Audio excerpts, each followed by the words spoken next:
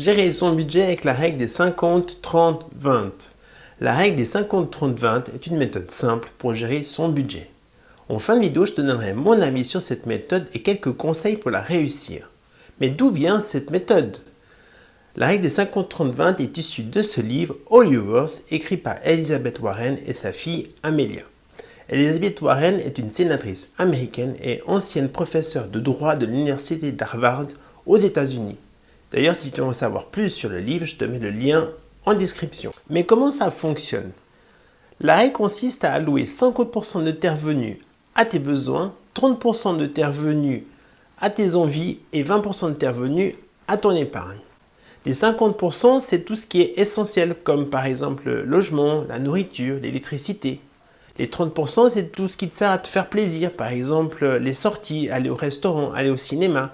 Et les 20%, c'est tout ce que tu peux mettre de côté, par exemple pour faire de l'épargne, pour investir, ou pourquoi pas te constituer un fonds de réserve, par exemple. Beaucoup de jeunes, lorsqu'ils habitent encore chez leurs parents, ne profitent pas de faire des économies. Et malheureusement, lorsqu'ils veulent prendre leur indépendance, ils n'ont pas un sou de côté. Idéalement, il faudrait avoir entre 3 et 6 mois de dépenses de côté. Dans son livre, Elizabeth Warren dit de mettre 20% d'épargne de côté. Bien entendu, si tu peux mettre plus, c'est encore mieux. Comment faire si nos besoins dépassent les 50% de nos revenus? La première chose à faire, ce serait de vérifier au niveau du loyer. Le loyer ne devrait pas dépasser plus que 1/3 de nos revenus. Par exemple, si on gagne 2 000 € par mois, il ne devrait pas être plus que 666 € par mois. Donc s'il ne dépasse pas, c'est très bien. En revanche, s'il dépasse, une solution serait peut-être de déménager. Peut-être une autre solution, ça serait de comparer nos abonnements de téléphonie et d'internet. Peut-être en allant voir la concurrence, on pourrait faire des économies.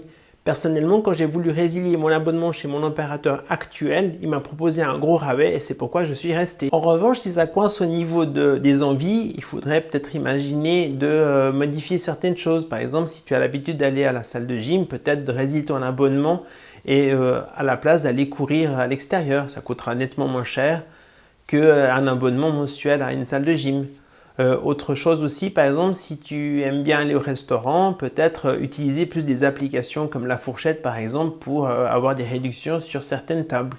Voilà, c'est quelques pistes qu'il faudrait éventuellement explorer pour faire baisser tout ça. Si malgré tous les efforts, on n'arrive pas à réduire nos dépenses, on pourrait essayer d'augmenter nos revenus. Il existe plusieurs moyens d'augmenter ses revenus. Prochainement, je ferai des vidéos sur la manière d'augmenter ses revenus et qui sont accessibles à tous. Abonne-toi et active la cloche des notifications pour rien rater de leur sortie. En attendant, je te mets le lien des vidéos d'autres youtubeurs qui te permettront déjà de générer des revenus complémentaires. Mon ami sur la règle des 50-30-20.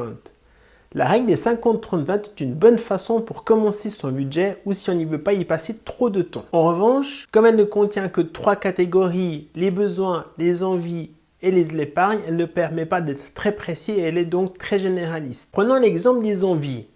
On y met chaque mois 30% de nos revenus pour les envies. Mais là-dedans, ça inclut les sorties, les restaurants, mais aussi les vacances. Et malheureusement, on ne part pas en vacances tous les mois. Mais comme on ne va pas en vacances tous les mois, il faudrait pouvoir penser à garder sur les 30% une partie qui serait destinée à nos vacances. Bien sûr, ce serait beaucoup trop difficile de le faire. C'est pour cette raison que personnellement, j'utilise un budget mensuel qui me permet d'avoir plus de catégories à mon budget. J'ai déjà fait plusieurs vidéos sur ma chaîne concernant le budget mensuel. Si ça t'intéresse, je te laisse aller les regarder.